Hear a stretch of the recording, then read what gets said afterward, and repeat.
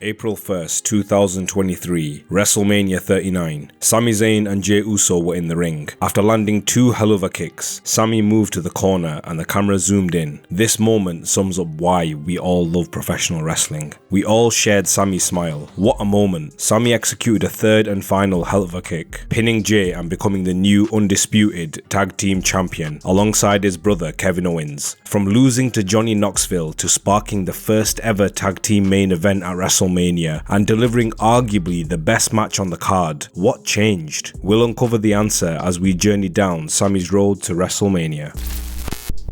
At the Elimination Chamber. In the main event, Sami lost to Reigns, with Jey Uso still trying to figure out where his loyalty lied. After coming so close to the championship, Sami set out to take out the Bloodline, appearing on Raw to confront Kevin Owens. Both men had the same goal in mind, but there was a problem. Kevin couldn't trust Sami after the bridges were burned at War Games. He told Sami he was going after the Bloodline alone, and if Sami needed help, he should turn to his buddy Jey. Over on the Bloodline side, Roman instructed Jimmy to bring Jey back into the fold as soon as possible. The pressure was on, and for the first time the Bloodline seemed vulnerable. Sami confronted Jimmy and delivered a heartfelt promo, recalling how Jimmy supported him from day one in the Bloodline, even when Jey didn't trust him, when Paul Heyman shooed him away, and when Jimmy made him the honorary Uso. Surprisingly, despite their history, Jimmy didn't hesitate to attack Sami at the Royal Rumble though, and that's what made Sami so upset. Now, while they were going back and forth, Jey Uso made his way down to the ring. This gave Jimmy a chance to attack Sami and then call his brother out to the ring, but Jey was uncertain where he belonged and he just stood still. This allowed Sami to recover and land a helluva kick on Jimmy and get out of dodge, with Solo making his way down to the ring. The following week on SmackDown, Sami faced off with Solo. During the match, Jimmy kept interfering, basically turning it into a triple threat. Each time Jimmy got involved, Solo gained the upper hand. When Sami attempted a helluva kick, Jimmy pulled Solo out of the way, setting him up for the Samoan spike and then the cover for the win. It was evident that Sami couldn't overcome the numbers game on his own. He still had some sort of connection with the Bloodline though, and after the match, Solo and Jimmy attacked Sami, setting him up in the corner with a steel chair, but Jimmy hesitated, giving Sami a chance to recover and strike back. Roman watched on as the Sami Zayn problem showed no signs of going away, and Jey was nowhere to be found. On Raw, Kevin Owens faced Solo, and it seemed like a deja vu from SmackDown due to the numbers game again. Owens almost won. Jimmy interfered, leading to a beatdown, and KO was about to be sent through the announce table. Fortunately, Sami came to KO's rescue, driving the Bloodline away. The audience was completely behind Sami, and every move he made got a massive reaction. After saving KO, Sami extended his hand, but Kevin still couldn't trust him and walked away. Later, Sami tried to convince KO to join forces backstage, but Kevin wasn't buying it. He reminded Sami that he had been fighting the Bloodline for 8 months alone and didn't want Sami's help. Kevin then suggested Sami go back to Roman and apologize, telling him to keep him out of any of his plans. Sami was completely defeated and was scheduled to face Jimmy later on in the night. After winning the match, the Bloodline drama continued, with Jey watching from ringside. It was time for him to choose his side. He entered the ring to confront his brother, and it seemed like he turned his back on his family. Jey made his way over to Sami, declaring his trust, and then they hugged. It looked like it was curtains for Jimmy, and he fell to his knees. Throwing their wands to the sky, Jey slowly backed away and hit Sami with a super kick and dragged him back into the ring, where the Bloodline attacked, but Cody Rhodes would come to make the save. Jey had some serious explaining to do. Excuse was weak. Basically, he dropped a Rikishi.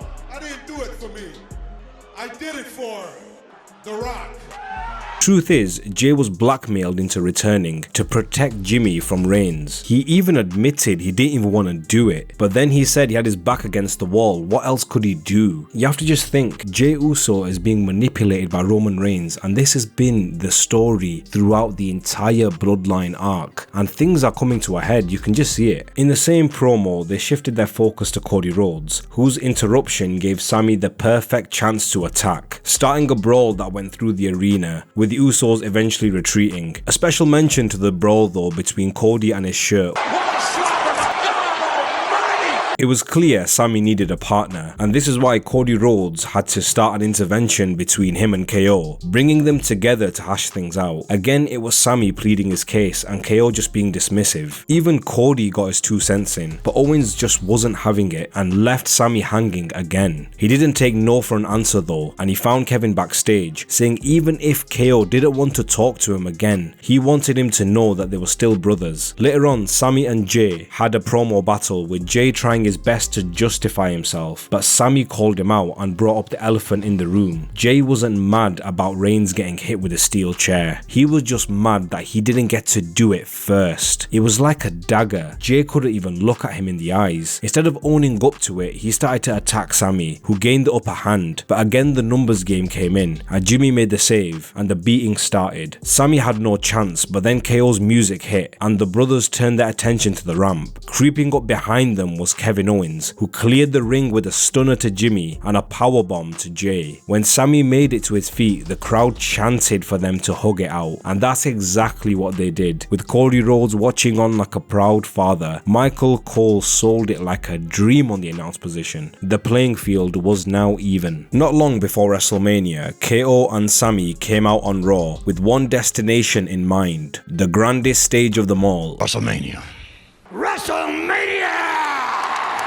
KO issued the challenge for brothers versus brothers match.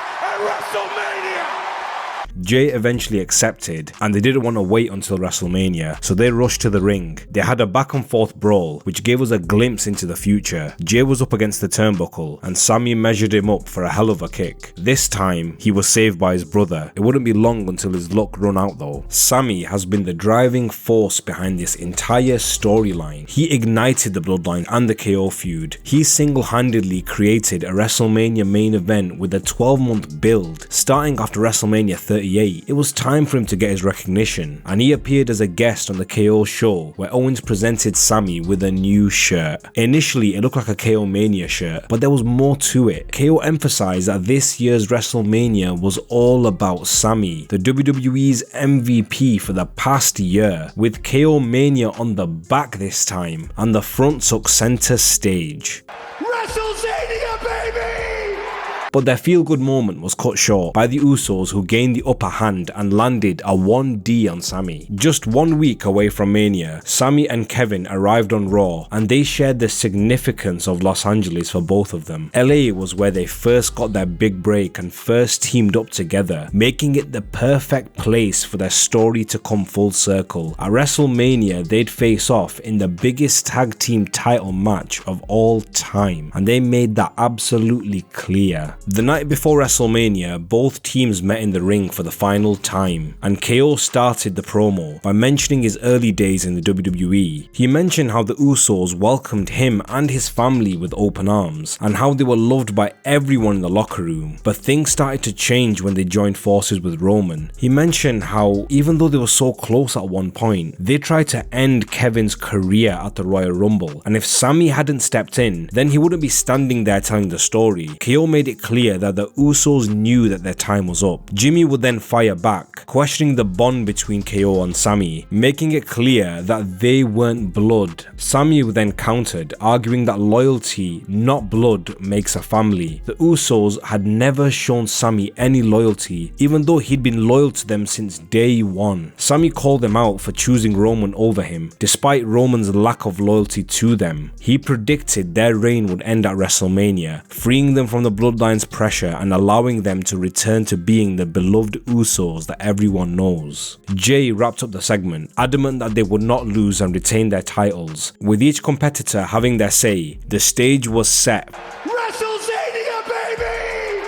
At WrestleMania 39, the Usos entered the ring first, followed by KO, who was headlining WrestleMania Night 1 for a second consecutive time, after having faced off with Stone Cold Steve Austin the previous year. And then last but certainly not least, it was time to welcome the man himself, Sami Zayn. His music hit and the arena came alive, with the crowd singing along to his theme. They say in these stadium shows that the sound travels up and it can't be heard on the TV that well, but there was no no chance anybody missed this. It was deafening. What a special moment it must have been for them, right? I mean, they used to wrestle in front of a few people, and now they're headlining with 80,000 people packed in the arena. In the main event, the bell rang, and it seemed like it was going to be Sami and Jimmy to start the night off, but it just didn't feel right, so Jey had to step in, and then the action began. The Usos proved they meant business, capitalizing on every mistake, showing their years of experience. They attacked Sami relentlessly, with Jey even diving out of the ring to take him down. Sami took some serious punishment, and Owens had been a complete non-factor. Eventually, Sami came alive and cleared the ring from the Usos, allowing him to make the tag to Owens. But with no targets in the ring, Owens climbed to the top rope and hit a swanton bomb straight into the Usos, and then 2 frog splashes, with a second leading to a near fall. The match was nothing short of phenomenal, with both teams pulling out all the stops. As the end approached, the Usos targeted Sami with a series of double super kicks, and he even kicked out of the 1D, shocking the crowd and the Usos. Nobody had ever kicked out of the 1D. Jey returned to the ring frustrated and hit Sami with a hell of a kick, leaving him lifeless in Jey's arms. But Sami fought back, creating an opening to tag Owens. The pair hit their finishing moves, but still couldn't put the Usos away. Eventually, both teams found themselves face to face in the ring, receiving a standing ovation from the crowd. Owens then yelled,